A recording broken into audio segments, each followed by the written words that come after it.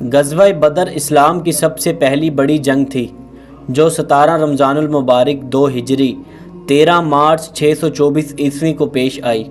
اس جنگ میں اللہ تعالیٰ نے مسلمانوں کو فتح عطا فرمائی اور کفار مکہ کو زبردست شکست دی۔ یہ جنگ حق اور باطل کے درمیان فیصلہ کن معرکہ ثابت ہوئی اور اسلام کو ایک مضبوط بنیاد ملی۔ قریش مکہ شروع سے ہی اسلام کے خلاف تھے اور انہوں نے نبی کریم صلی اللہ علیہ وآلہ وسلم اور صحابہ کرام پر بے حد ظلم اور ستم کیے۔ جب مسلمان ہجرت کر کے مدینہ منورہ چلے گئے تب بھی کفار نے انہیں سکون سے نہ رہنے دیا۔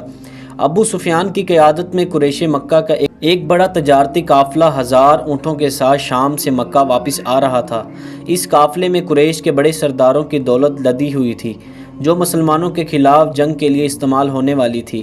نبی کریم صلی اللہ علیہ وآلہ وسلم نے یہ قافلہ روکنے کا ارادہ فرمایا تاکہ کفار کی معیشت کو نقصان پہنچایا جا سکے۔ ابو سفیان کو معلوم ہو گیا کہ مسلمان قافلے کو روکنے کے لیے آ رہے ہیں تو اس نے راستہ بدل لیا اور قافلے کو مکہ پہنچا دیا، لیکن ابو جہل نے قریش کو جنگ پر آمادہ کر لیا اور کہا کہ ہم مدینہ پر حملہ کر کے ہمیشہ کے لیے مسلمانوں کا خاتمہ کر دیں گے۔ مسلمانوں کی تعداد صرف 313 تھی، جن میں کچھ کے پاس